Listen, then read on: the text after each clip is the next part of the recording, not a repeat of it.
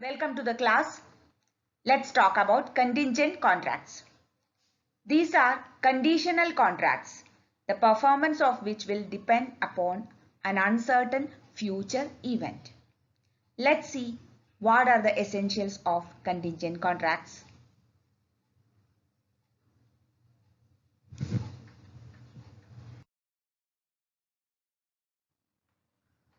The performance of a contingent contract will depend upon the happening or non-happening of an uncertain future event, and that particular event must be collateral to the main purpose of the contract.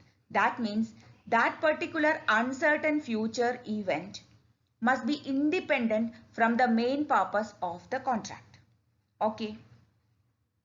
For example, A takes a fire insurance policy.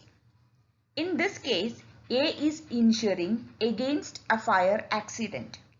In case if there is a fire accident, A will get money. If there is no accident, no money. This is typical example of a contingent contract.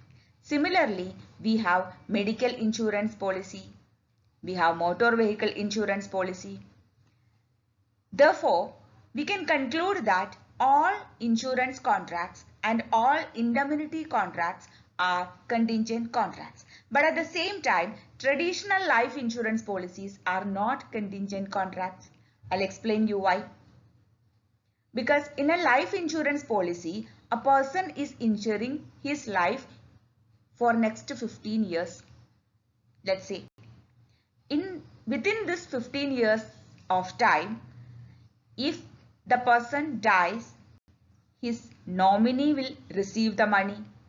But in case death does not take place, he will receive money. Therefore, there is no contingency. The contract will anyway be performed. That's why traditional life insurance policies are not contingent contract. But at the same time, term life insurance policies are contingent contracts. Okay.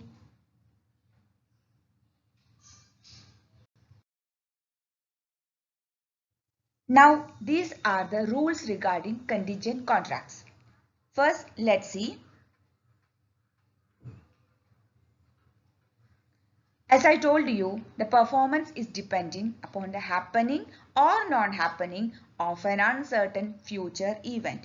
If it depends on the happening of the event, the contract is not enforceable till the event occurs. And if it is depending upon the non-happening, it is enforceable when the event becomes impossible.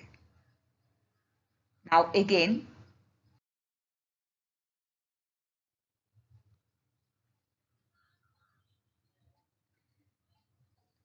contingent contracts can be depending upon the future conduct of a living person. For example, A promises to give money to B in case if B marries C or in case if C marries B. That means the performance of the contract is depending upon the future conduct of a living person. In such cases, what happens? Let's see. Any act is done by the person to make it impossible, to make the future conduct of a living person impossible. For example, as per the agreement, A will give money to B if C marries B. But in case C marries D, the event becomes impossible and therefore the contract becomes void. Now let's see another incident where the performance is depending upon a specified event, either the happening or non-happening, but within a fixed period of time. In those cases, expiry of the term is the most important factor in such contracts, because either it should happen within the particular period of time or it should not happen within the particular period of time. Expiry of the time will make the contract discharged.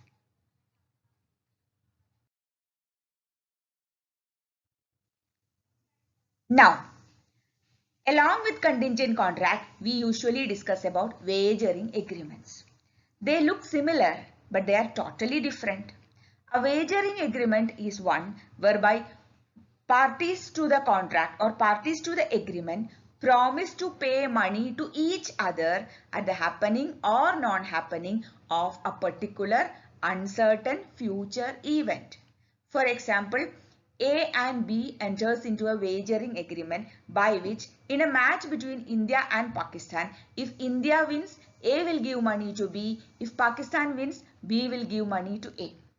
Wagering agreements are basically mutual promises because A promises to do something to B, B promises to do something to A, but at the same time, a contingent contract need not be having mutual promises. A contingent contract is basically a promise to perform the contract either at the happening of some future event or at the non-happening of some particular uncertain future event. The uncertainty is very important for both contingent contracts and wagering agreements. But at the same time, contingent contracts need not be mutual promises, but wagering agreements are basically mutual promises.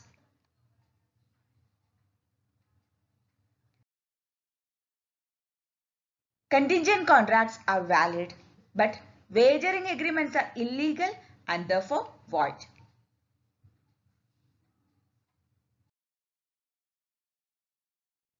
As I already told you, that particular uncertain event on which the performance of the contract will depend is collateral to the main purpose of the contract. That is a speciality of contingent contract because that event has to be collateral. It must be an independent event. It should not be the primary purpose of the contract. It should not be the subject of the contract. But in case of wagering agreement, as I already given you the example, that particular uncertain future event is the sole condition of a wagering agreement. It is not collateral to the main purpose of the contract. Rather, that is the purpose of the contract.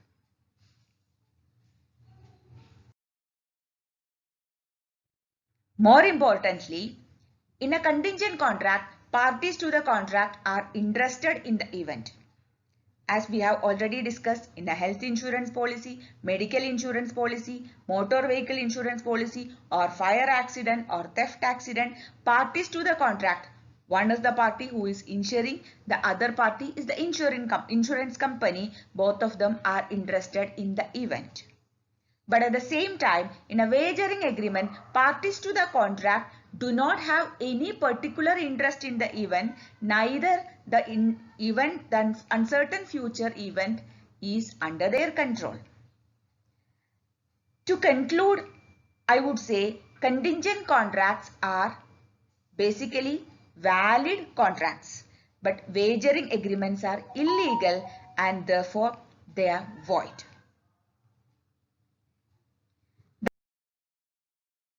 That's all about contingent contracts and wagering agreements today. See you with another topic. Till then,